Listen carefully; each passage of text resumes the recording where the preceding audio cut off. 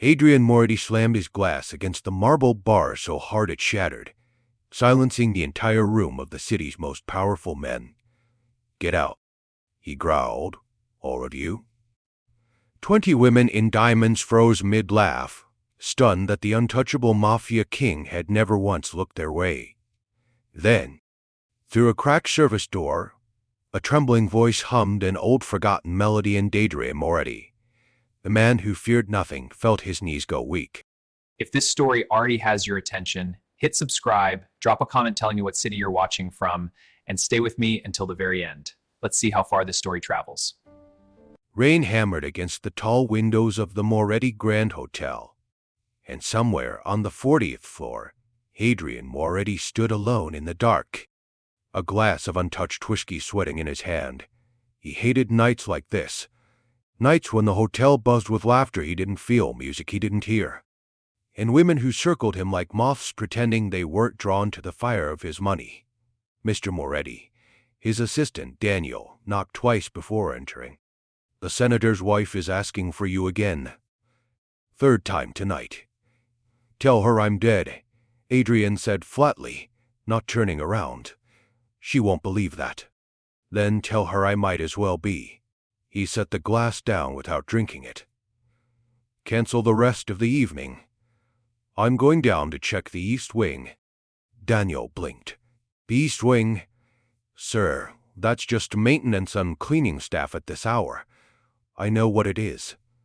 Adrian's voice cut through the room like a blade. "I built this hotel floor by floor. I want to see all of it, even the parts no one bothers to look at."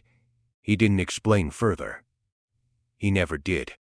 Adrian Moretti was a man who moved through the world giving orders, not reasons, and everyone around him had long since stopped asking why.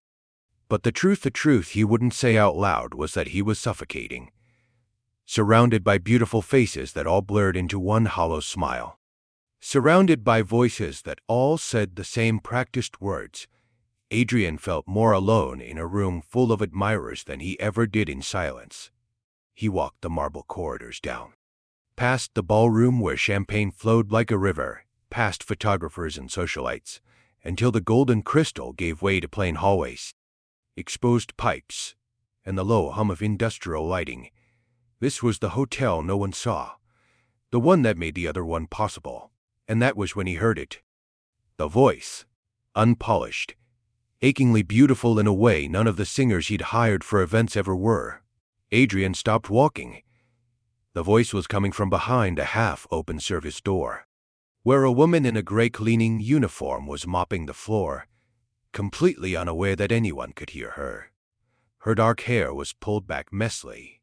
Her hands reddened from hours of work, and she was singing now, softly, an old Italian melody that seemed to rise and fall like breath itself. Adrian's chest tightened. He knew that melody. He had heard fragments of it once, years ago, hummed brokenly by his own father in the final months of his life, always trailing off before the final verse, always followed by silence and a look of guilt Adrian never understood. Sang that song again. The words left his mouth before he could stop them. The woman gasped and spun around, nearly dropping the mop, her eyes wide with fear. "I am sorry, sir. I didn't know anyone was." "Sing it again," Adrian repeated, stepping into the light. His voice wasn't angry. It wasn't even commanding. It was something rawer than that something that sounded. For the first time in years, almost human. The woman stared at him, clearly recognizing exactly who stood in front of her. Every cleaner in the building knew the face of Adrian Moretti. Some feared him. Some whispered rumors about the bodies buried beneath his empire. None of them expected him to be standing in a service hallway at midnight, begging a maid to keep singing. "I don't understand," she said carefully. "Did I do something wrong?" "No." Adrian's jaw tightened. "That song, where did you learn it?" "My grandmother taught it to me, when I was a child." She hesitated, gripping the mop handle like a shield. "It doesn't mean anything, sir. It's just an old lullaby." "It means something," Adrian said quietly. "It means something to me." For a long moment, neither of them spoke. Rain tapped steadily against a small window at the end of the hall. And somewhere far above them, muffled laughter and clinking glasses continued in a world that felt suddenly irrelevant.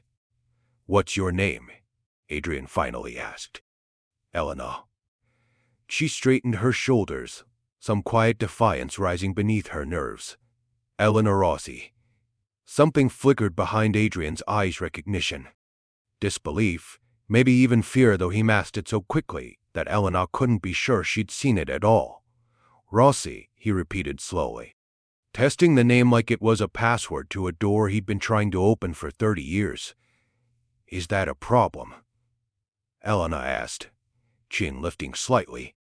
She had learned it over years of scrubbing floors for people who looked through her like glass. That fear only made men like him more dangerous. Better to stand straight. Better to look him in the eye. "No," Adrian said. "It's not a problem." He took a step closer, and Elena instinctively took one back, bumping into the cart of cleaning supplies behind her. "Mr. Moretti, I really need to finish my shift. Do you know who I am?" "Everyone knows who you are." Her voice didn't shake, though her hands, hidden behind her back, curled into fists. "You're the man half this city is terrified of and the other half is desperate to impress. I clean your hotel floors, Mr. Moretti. I don't need an introduction." For the first time in longer than he could remember, Adrian almost smiled. "Almost. You're not afraid of me," he observed. "I didn't say that." Elena met his gaze evenly. "I said I don't need an introduction. Those are different things." Adrian studied her, really studied her in a way he hadn't studied a woman in years. Not the calculated inventory he took of the socialites upstairs, cataloging jewelry and family connections and political usefulness. This was different. He was looking at her hands, chapped and tired. Her eyes, sharp despite the exhaustion behind them. The stubborn set of her jaw that refused to soften even standing 3 feet from a man who could end her employment or worse with a single phone call. "How long have you worked here?" he asked. 2 years. And no one told me Rossi was cleaning my floors." Elena frowned. "Why would that matter to anyone?" Adrian didn't answer. Instead, he asked, "Your grandmother? Is she still alive?" The question landed like a slap. Eleanor's expression shifted instantly from wary confidence to something guarded. Protective. "Why do you want to know that?" "Just answer the question." "No," Elena said, sharper now. "You don't get to walk in here at midnight, demand I sing for you, ask about my family, and give me nothing in return. If you have something to say, Mr. Moretti, say it." Silence stretched between them. Then, quietly, almost as if the words cost him something physical to say, Adrian spoke. "That song your grandmother taught you, it isn't just a lullaby. Eleanor, my father spent the last 10 years of his life searching for someone who could still sing it. He never found them. He died still searching." Eleanor's breath caught. "That's not possible." "It's the truth. You're lying." But even as she said it, her voice wavered, uncertainty creeping into the edges of her defiance. "My grandmother never talked about her past. Not once. Not to me, not to my father. She said it was gone. She said everyone from her old life was gone." "What was her name?" Adrian asked. "Her name before she married." Elena hesitated. Some instinct, some ancient warning passed down through blood she didn't fully understand, told her to lie, to protect the one secret her grandmother had guarded her entire life. But something in Adrian's eyes, desperate, exhausted, achingly sincere, made the lie die in her throat. "Sophia," she whispered.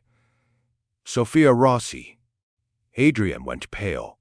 He set a hand against the wall as if the floor beneath him had tilted. "That's impossible," he murmured, more to himself than to her. "Sophia Rossi died in 1994. Everyone said the entire family was gone. My father searched records for years and found nothing. Nothing. My grandmother is very much alive," Elena said carefully, watching him with new suspicion. She lives with my father and me in Queens. She's 81 years old, and she has never once told anyone in our family the name of the village she came from, or why she left Italy, or why she cried every single time she thought no one could hear her. Adrian looked at her, really looked at her the way a drowning man looks at the one hand reaching down to pull him up.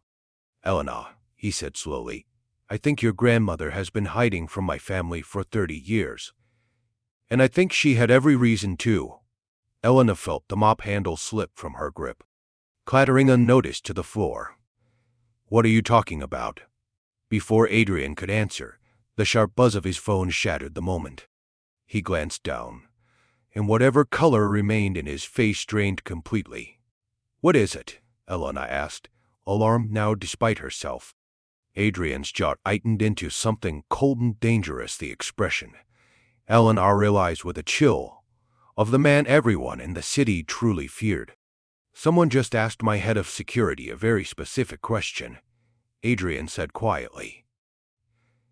They wanted to know if a woman named Rossi was employed at this hotel. Elena's blood went cold. Who? Adrian looked up at her, and for the first time that night, there was no confusion in his eyes. Only certainty. Only dread. Someone who has been hunting your family for 30 years, he said. And now, because of one song in an empty hallway, he knows exactly where to find you. Rain lashed harder against the windows, as if the storm itself understood that everything was about to change. Elena took a single step back, her heart pounding. Mr. Moretti, what did you get me into?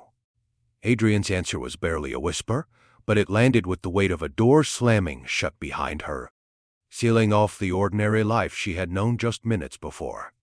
I didn't get you into anything, Elena, he said. You've been in danger since the moment you were born. You just never knew it. Adrian didn't wait for Elena to process the words. He crossed the hallway in 3 strides and pulled the service door shut behind them, cutting off the sound of rain and distant music from the floors above. Listen to me carefully, he said, his voice low and controlled in a way that frightened Elena more than shouting ever could. In the next 60 seconds, you're going to make a decision, and I need you to trust me even though you have no reason to. I don't even know what's happening, Elena said, backing against the cart of cleaning supplies. 30 seconds ago I was mopping a floor. Now you're telling me someone is hunting my family. His name is Victor Salerno. Adrian's jaw tightened at the sound of his own words.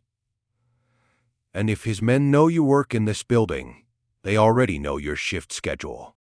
They know what bus you take home. They probably know your father's name. Elena's stomach dropped. How could you possibly know that? Because that's exactly how I would do it, Adrian said flatly.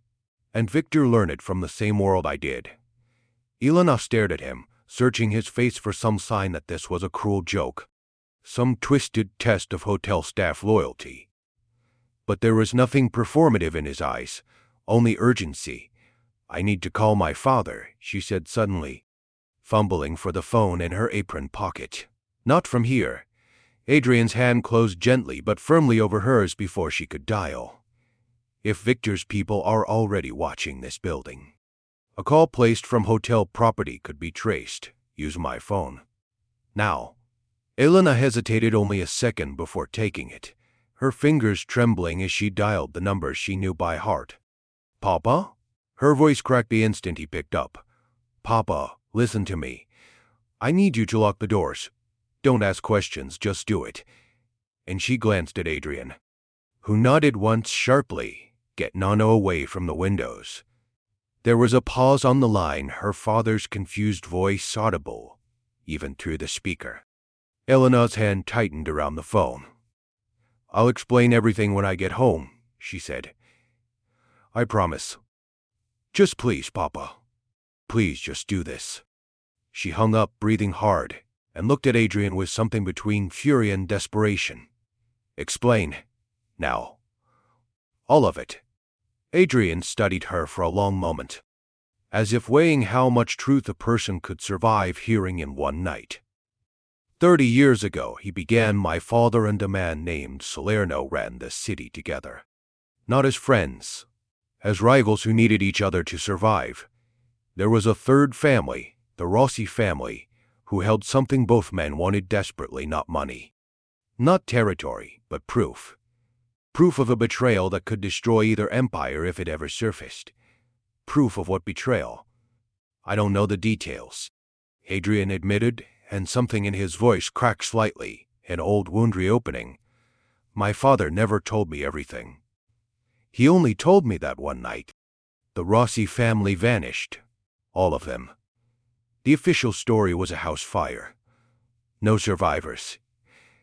That's the story my grandmother always avoided, Elena whispered. The pieces beginning to align in her mind like a puzzle she never wanted to solve. Every time someone mentioned a fire, she'd leave the room. Because she was there, Adrian said. She's the one person who escaped. And for 30 years, she's kept your entire family alive by making sure no one ever knew she existed. Elena's legs felt unsteady beneath her. She reached out and gripped the edge of the cleaning cart, knuckles white. Until tonight, she said hollowly. Until I stood in a hallway and sung a stupid lullaby. It's not a stupid lullaby. Adrian stepped closer, his voice softening for the first time. It's the only thing that survived. And somehow, someway, Victor's people just found out it's still being sung. A sharp knock on the service door made them both freeze. Mr. Moretti? Daniel's voice, muffled and urgent. Sir, we have a situation in the lobby. Security is requesting you immediately. Adrian's eyes locked with Elena's. Neither of them breathed. What kind of situation? Adrian called out, his tone perfectly even, betraying none of the tension coiling through the room. 2 men, Daniel said through the door. Unregistered guests. They're asking front desk about hotel employees. Specifically about kitchen and housekeeping staff. Eleanor's face drained of color. Tell security to stall them, Adrian said. Do not let them near the staff corridors. I'll be there in 2 minutes. Footsteps retreated down the hall. Adrian turned back to Elena, and for the first time that night she saw something in his expression that unsettled her more than fear ever could. Genuine, unguarded worry. They're already here, she said, barely audible. Yes, in your hotel, looking for me. Yes. Elena pressed her palm against her forehead, trying to steady the spinning in her mind. This isn't real. This can't be real. 20 minutes ago, my biggest problem was affording my brother's textbooks. I know this is impossible to process, Adrian said, but I need you to trust me for the next few minutes. Because I promise you, Elena Rossi, I will not let anything happen to you in my own building. Why? The question came out sharper than she intended, raw with suspicion. Why do you even care? 2 hours ago you didn't know I existed. Adrian hesitated. And for a moment, something vulnerable flickered across his face, something that looked almost like shame. Because my father spent the last decade of his life trying to fix what happened to your family, he said quietly, and he died without ever finding you.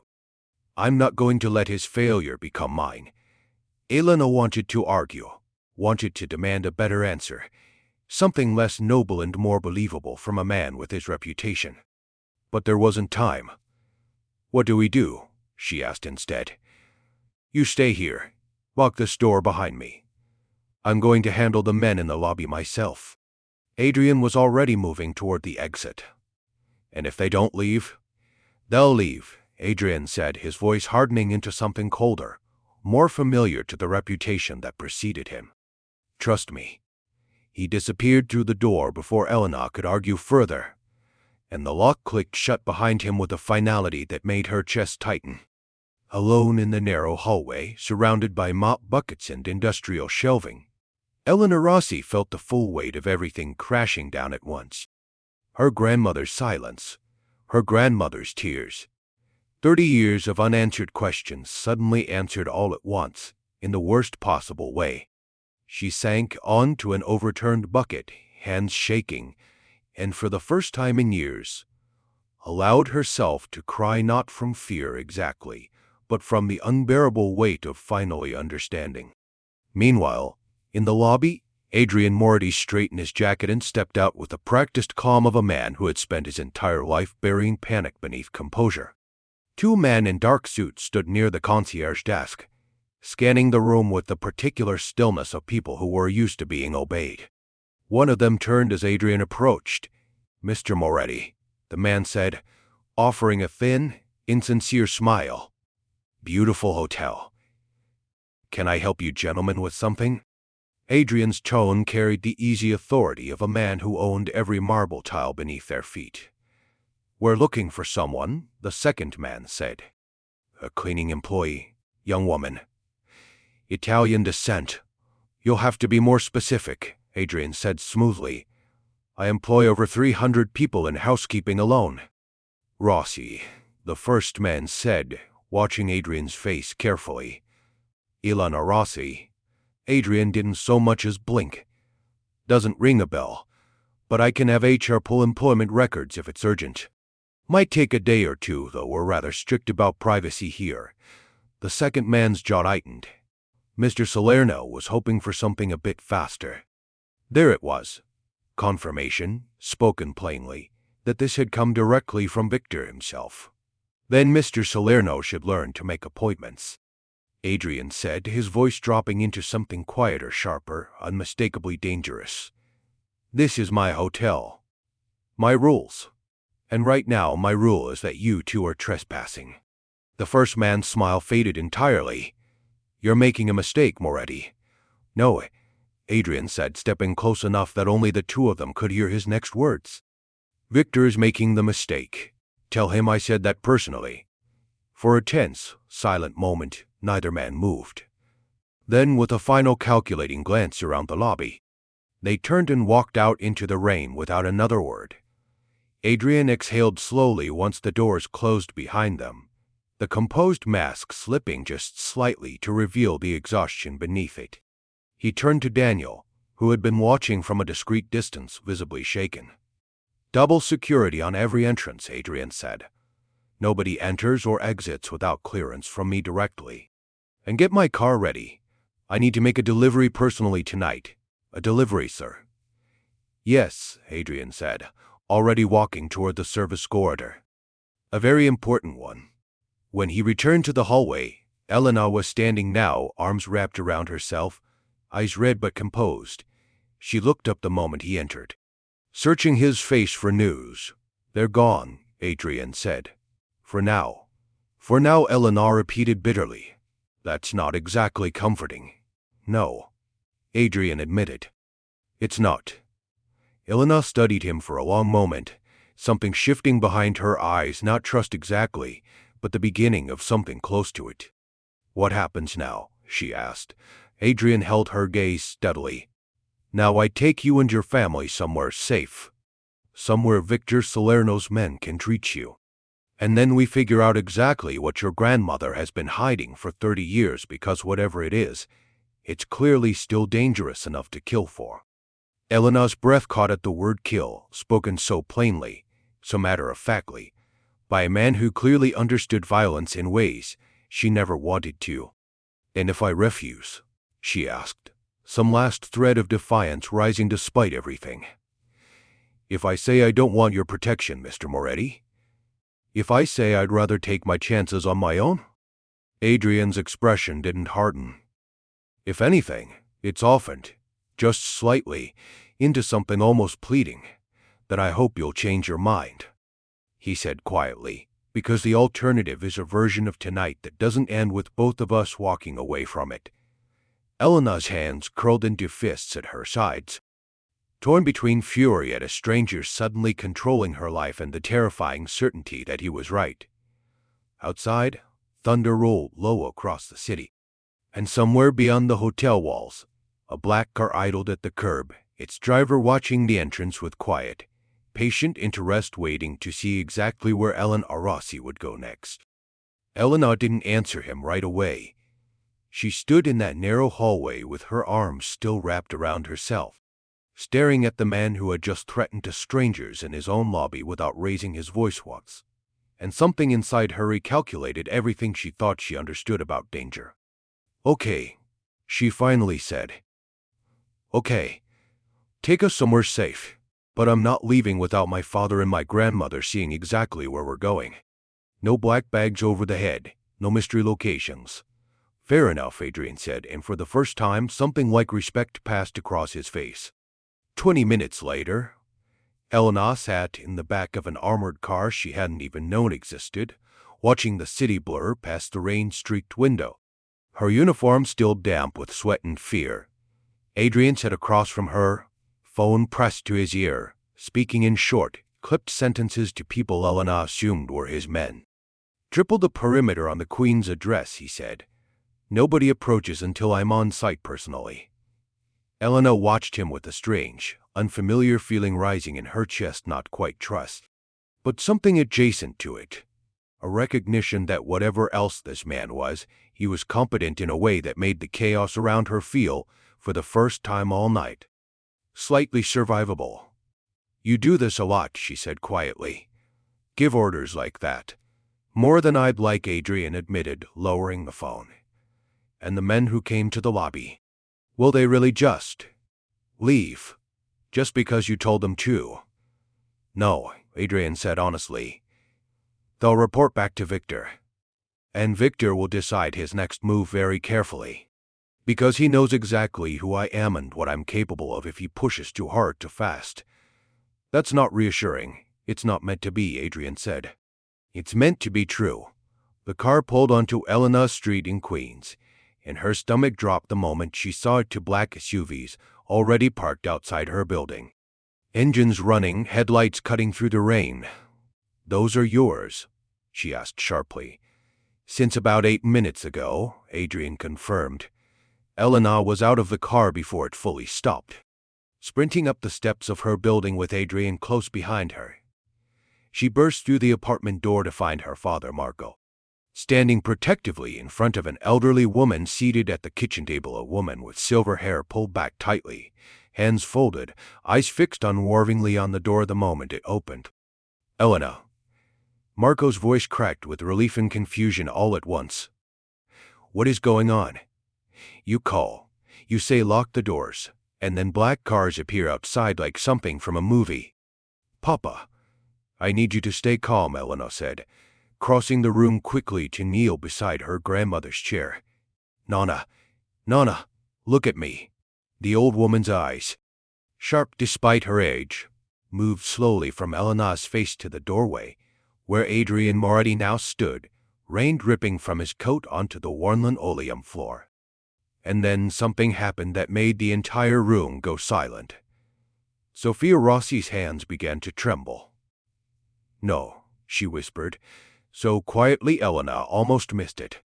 "No, it's not possible." "Nana? You have his eyes," Sophia said, staring at Adrian as though looking directly through 30 years of buried time. "Antonio's eyes. You're his son." Adrian went completely still. "You knew my father," he said, his voice barely above a whisper. "I knew him before he became the man the city fears." Sophia said, her composure cracking for the first time, tears gathering in eyes that had clearly cried this exact grief 1,000 times before. "Always alone, always in silence. I knew him when he still believed there was a difference between power and cruelty." Marco stepped forward, bewildered. "Mama, what is she talking about? Who is this man?" "Sit down, Marco."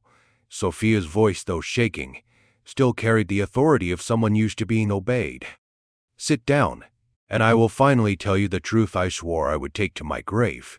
The room fell into a heavy, electric silence as everyone found seats around the small kitchen table, Ellen beside her grandmother, Marco across from them, and Adrian standing near the doorway, unwilling or perhaps unable to sit in the presence of a woman who had known his father before Adrian himself had even been born. 30 years ago. Sophia began, her hands folding tightly in her lap, My husband and I were part of a family that controlled something both Antonio Moretti and Victor Salerno's father wanted desperately. Not money, not territory. Then what? Elena asked softly. Proof, Sophia said. Proof that would have exposed a partnership between the two families, a partnership built on the murder of innocent people to seize control of the docks. My husband kept records, documents, photographs. He believed foolishly that having proof would protect us. It didn't, Adrian said quietly, understanding dawning in his voice. No, Sophia agreed, her eyes glistening. Victor's father decided it was safer to eliminate the threat entirely than risk exposure. There was a fire. My husband died in that fire. My eldest son died in that fire. Her voice broke completely now. I escaped with my daughter Eleanor's mother because I was in the garden when it started. I heard the explosion. I saw the flames. And I ran, carrying her, and I never stopped running. Eleanor reached for her grandmother's trembling hands, tears streaming freely down her own face now. Nonna, why didn't you ever tell us? Because telling you would have meant admitting you were never safe. Sophia said, because as long as the world believed the Rossi family died in that fire, you had a chance at an ordinary life. The moment anyone learned we survived, that chance would be gone. And the song, Adrian said suddenly. The song my father searched for. Why did he need it? Sophia looked at him with something between sorrow and reluctant respect. Because the documents were never hidden in a safe or a bank vault, Adrian. Paper could be found. Paper could be burned. So my husband hid the truth somewhere no one would ever think to look in a language of numbers and locations, encoded inside the melody of an old family song, passed down for generations before us. Only someone who knew the full song sung correctly, in order, could ever decode where the real evidence is hidden. Elena's breath caught. That's why you told me never to sing it where strangers could hear. Because the moment the wrong person heard it, Sophia said, turning to look directly at Adrian, they would understand exactly what it was. And they would stop at nothing to get it. Silence pressed down on the room like a physical weight. Marco stood up abruptly, pacing, his hands raking through his hair. So this is real. This is actually happening. My daughter is caught in the middle of a 30-year-old mafia war because of a lullaby. Marco, Sophia started. No, Mama. I need a minute. His voice cracked. My entire life, I thought our family was just poor, just unlucky. And now you're telling me we were hiding from murderers this whole time? I was trying to protect you.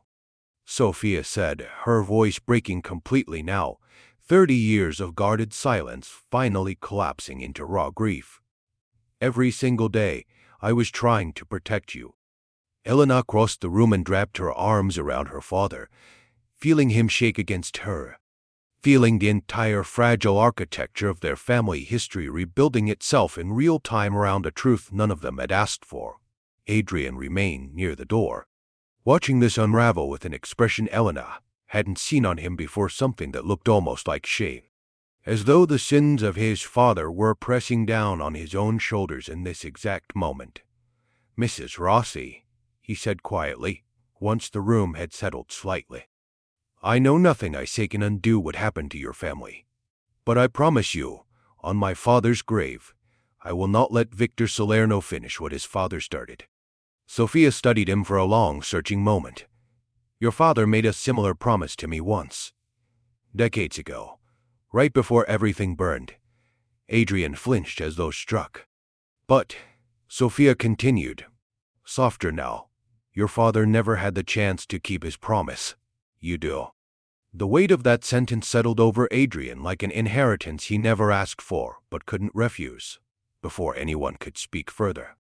Adrian's phone buzzed sharply in his pocket. He glanced at the screen, and his expression shifted instantly from grief to alarm. What is it? Elena asked, reading the change in him immediately. My security team, Adrian said, already moving toward the window, pulling the curtain back just slightly. They're reporting movement to blocks from here. A vehicle matching the description of Salerno's men. Marco's face went pale. They found us already.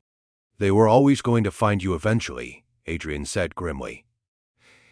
The only question was how much time we'd have to prepare. Eleanor's heart pounded as she looked at her grandmother, then her father, then finally at Adrian, standing tense and alert by the window like a soldier bracing for impact. How much time do we have? She asked. Adrian's jaw tightened as he watched the street below, headlights sweeping slowly past parked cars, moving with the deliberate patience of hunters who already knew their prey couldn't run. Not enough, he said quietly.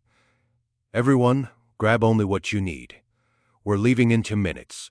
Sophia rose slowly from her chair, steadying herself against the table, her eyes finding Eleanor's with a fierce, unexpected strength beneath the fear.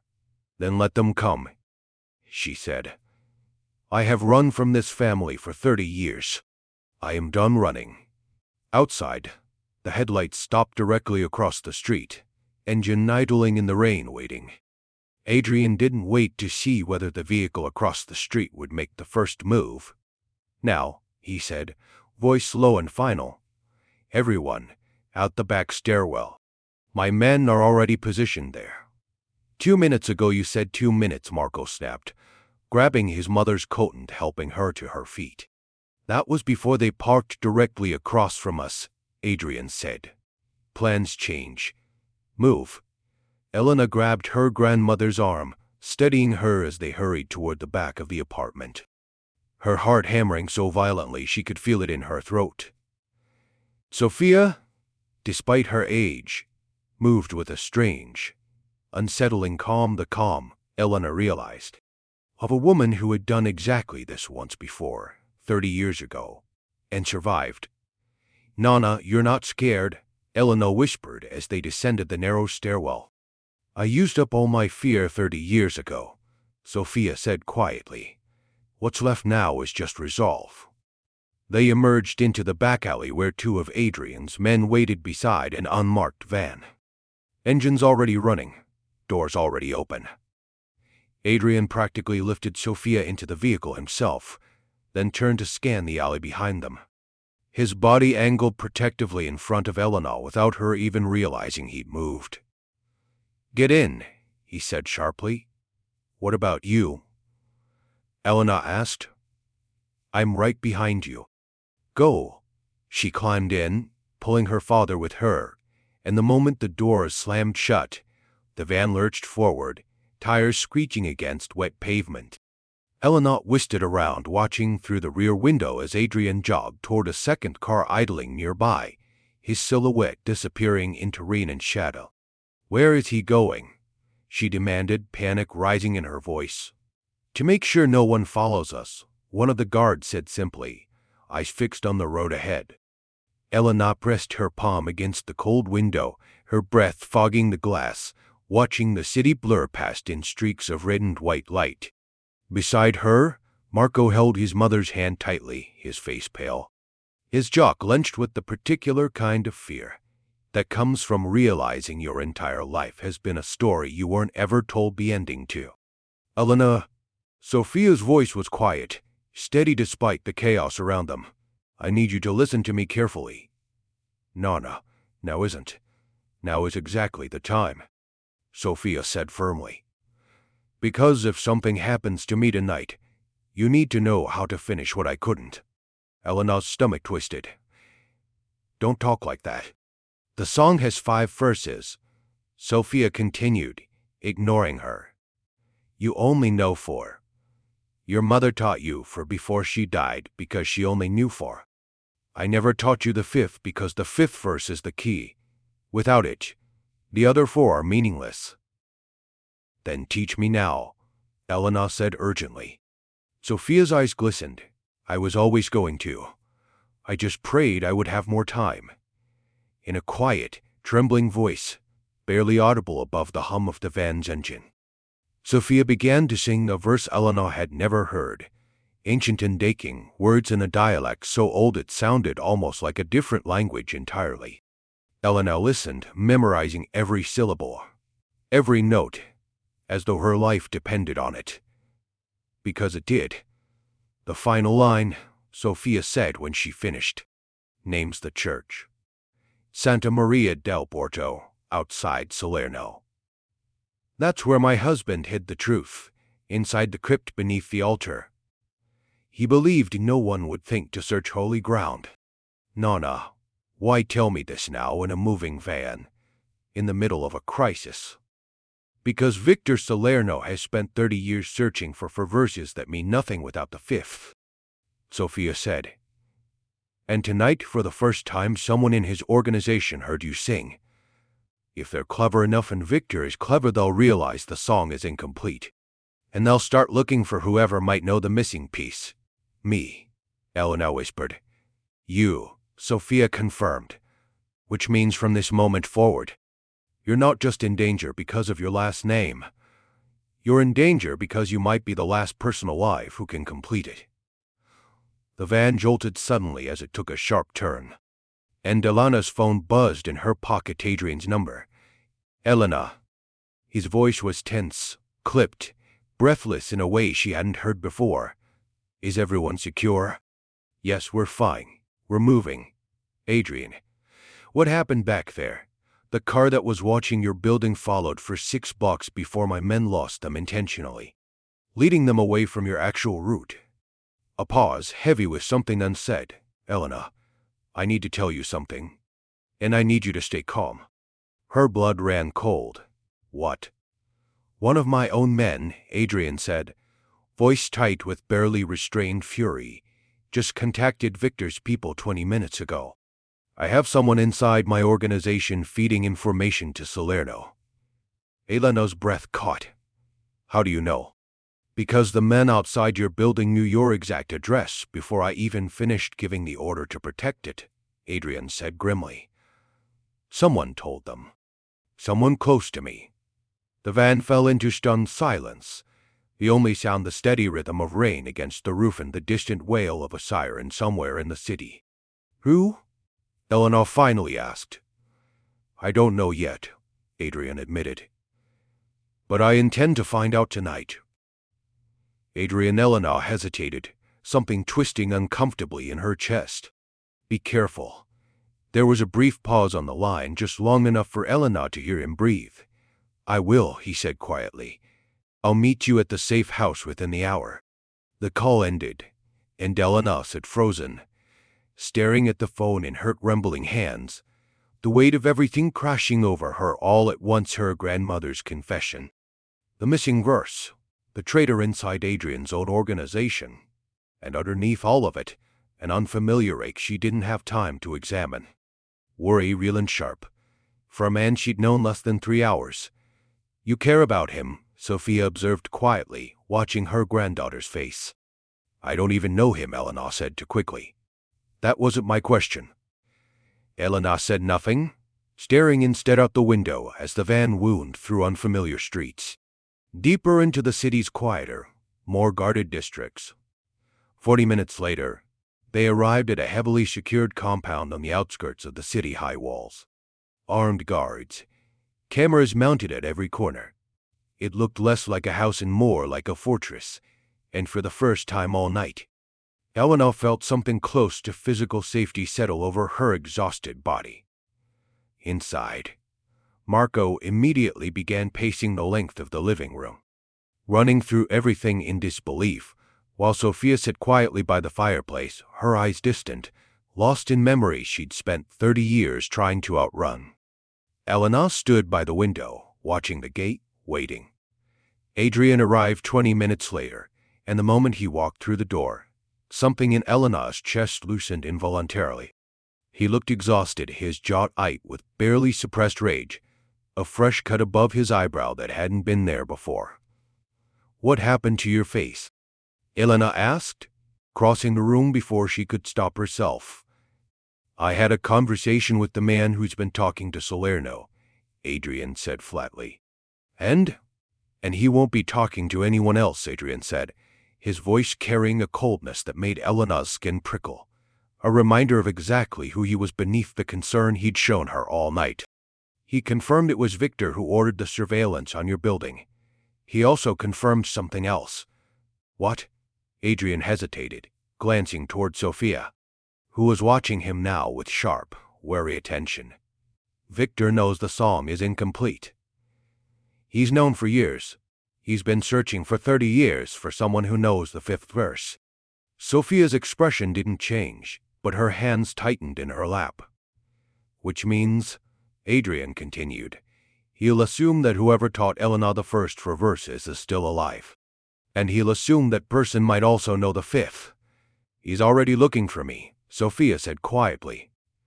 It wasn't a question. Yes, Adrian confirmed. My informant said Victor has men actively searching hospital records, immigration files, anything that might connect a woman matching your description to a Rossi survivor. Then we don't have 30 years this time, Sophia said, rising slowly from her chair, her voice steady despite the tremor in her hands. We have days. Maybe hours. Elena felt the floor tilt beneath her. So what do we do? Just wait here until he finds us? No, Adrian said firmly. We go on the offensive. If Victor is searching for the truth, we get to the truth first. Elena, your grandmother said the evidence is hidden in a church outside Salerno. Italy. How do you? Elena stopped, realizing. You were listening. In the van. I had eyes on the vehicle the entire drive, Adrian admitted, not looking apologetic in the slightest. I heard everything. Sophia studied him carefully, something calculating behind her grief-worn eyes. You want to go to Italy.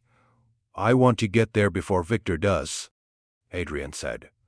Because the moment he realizes we know where the evidence is hidden, this stops being a chess match and becomes a race. And if he wins that race, Elena, your family's name disappears from history exactly the way it was supposed to 30 years ago. Elena looked between her grandmother's resolute face and Adrian's unwavering certainty, feeling the enormity of the decision pressing down on her chest. And if we go, she said slowly, if we actually do this, what happens to Victor Salerno?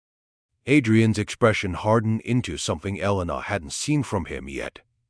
Something that made her understand, fully and completely, exactly what kind of man stood in front of her. Then, for the first time in 30 years, he said quietly, someone finally makes him pay for what he did to your family. Outside, thunder cracked across the sky. And somewhere in the city, in a penthouse office overlooking the same rain-soaked streets, Victor Salerno set down his phone with a slow, satisfied smile.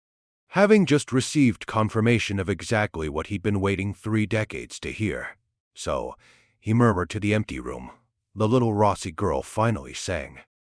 The private jet cut through storm clouds over the Atlantic, and Elena sat gripping the armrest, watching her grandmother's face for any sign of doubt. There was none.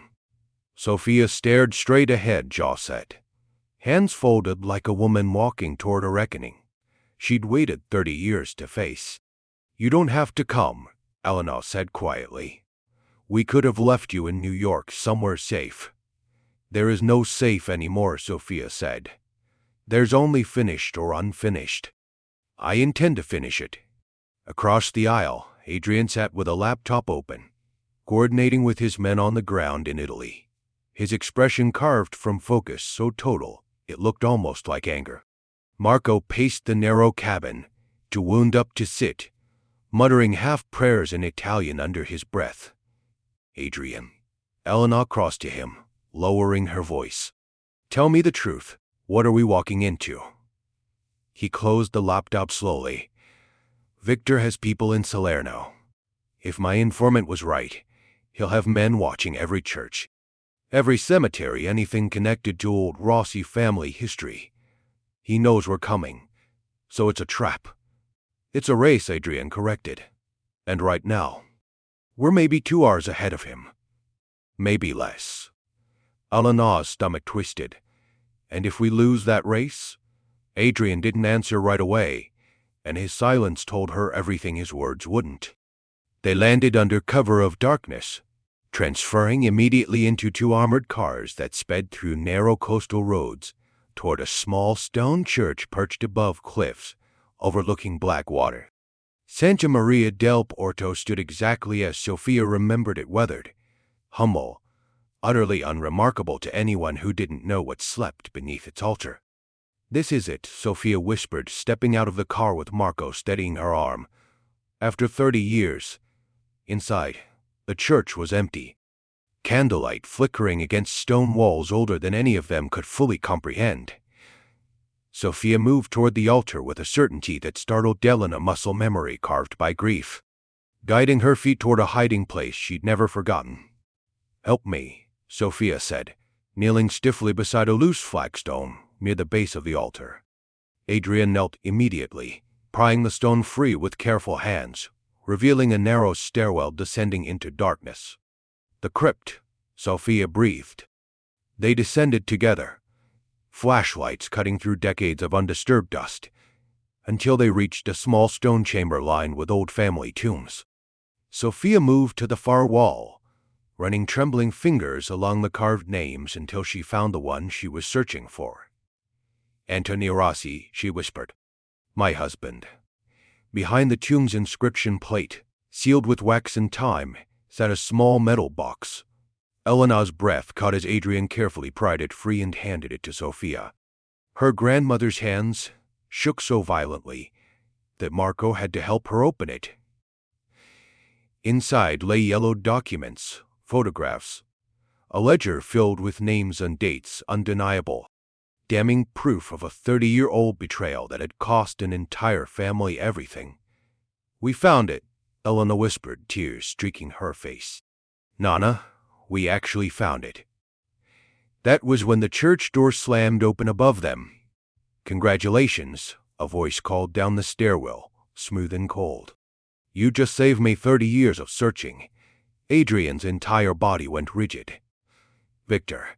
Footsteps echoed down the stone steps, and Victor Salerno emerged into the crypt's dim light. Flanked by four-armed men, a thin smile stretched across his weathered face. "Adrian Moretti," Victor said, almost fondly. "Your father would be so disappointed. He spent 10 years searching for this box and never found it. You managed it in one night. Get away from her family," Adrian said, stepping protectively in front of Elena and Sophia. "Or what?" Victor's smile widened. "You'll shoot me in a church, in front of an old woman and her granddaughter. That's not the Moretti way, is it? Your father always cared so much about appearances." "Give me one reason not to," Adrian said, his voice dangerously quiet. "Because," Victor said, nodding toward his men, who raised their weapons in unison, "I have 4 guns pointed at your little reunion, and you have none. So let's not pretend this is a negotiation between equals." Elena's heart pounded so violently she could feel it in her throat. She stepped forward before she could stop herself, placing herself directly beside Adrian. "You've spent 30 years hunting an old woman and a lullaby," Elena said, her voice shaking but steady enough to be heard clearly. "Doesn't that exhaust you?" Victor's eyes flicked toward her, something like amusement crossing his face. "The little cleaning girl has a voice after all." "I'm not a cleaning girl," Elena said, chin lifting despite the terror coursing through her veins. "I'm Sophia Rossi's granddaughter, and I know exactly what's in this box." "Victor, I know exactly what your father did to my family." Elena Adrian started, alarmed. "No," Elena said firmly. "He wants this box. Let's talk about what happens if he gets it, and what happens if he doesn't." Victor tilted his head, studying her with new, calculating interest. "Go on. If your men shoot us here," Elena said, forcing steadiness into her voice, "you'll have blood in a church, 4 witnesses dead, and Adrian Moretti's entire organization coming for you within the hour. That's not a clean victory, Victor. That's a war you can't win. And if I let you walk away with the evidence, then you disappear," Elena said. "Quietly. No war. No blood. You take whatever money you've hidden away and vanish. And this box stays buried with the truth it was always meant to protect unless you force our hand." Victor laughed, low and humorless. "You think I'm afraid of exposure? I've survived 30 years, girl. I know how to bury inconvenient truths. Not this one, Sophia said suddenly, her voice cutting through the tension with surprising strength. She stepped forward, standing beside her granddaughter despite Marco's attempt to hold her back. Because this time, Victor, it's not just paper in a box. It's a granddaughter who knows the whole song. A song the world will hear, whether you kill us tonight or not. Because I've already sent copies to 3 lawyers, 2 journalists, and a federal prosecutor, timed to release automatically if I don't check in by morning. Eleanor's breath caught, stunned she hadn't known that. Neither, clearly, had Adrian. Victor's smile faltered for the first time. You're bluffing, he said, though uncertainty had crept into his voice. Am I? Sophia met his gaze without flinching, 30 years of buried grief transformed in this single moment into something unbreakable. You spent 3 decades assuming a frightened woman would stay silent forever. You never once considered that silence was a choice. Victor, not a limitation, and choices can change. For a long, unbearable moment, no one moved. Rain drummed faintly against the stone ceiling above them. And somewhere in the darkness, Eleanor could hear her own heartbeat pounding louder than anything else in the world. Then Victor's phone buzzed sharply in his pocket. He glanced at it, and whatever color remained in his face drained away entirely. Sir, one of his men said urgently, reading something over his shoulder. The New York office. There's been a leak. Documents are already circulating among federal contacts. They're saying. I know what they're saying. Victor snapped, his composure cracking for the first time all night. Adrian stepped forward slowly, seizing the shift in momentum. It's over. Victor, whatever happens in this room tonight, that box is no longer your biggest problem. Victor's jaw clenched, his eyes darting between his men. The box, and the 4 Rossi family members standing united in front of him with nothing left to lose. Slowly, deliberately, he lowered his hand, signaling his men to do the same. This isn't finished, Victor said, though the words carried none of the confidence they once had. Yes, Sophia said quietly, with the finality of a woman closing a door she'd spent 30 years refusing to shut. It is.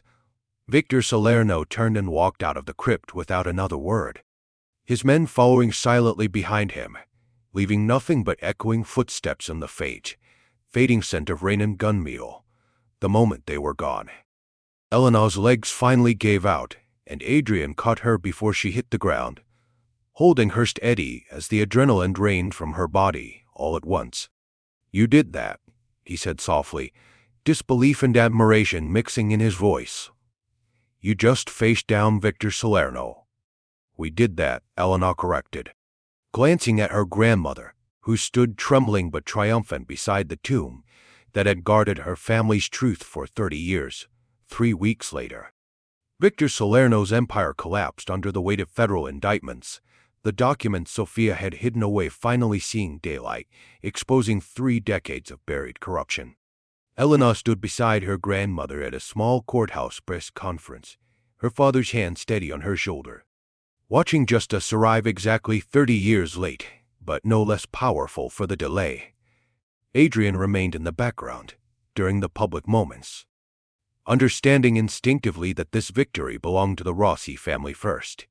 But that evening, when the cameras were gone and the reporters had finally left, he found Eleanor alone on the courthouse steps, staring up at a clearing sky.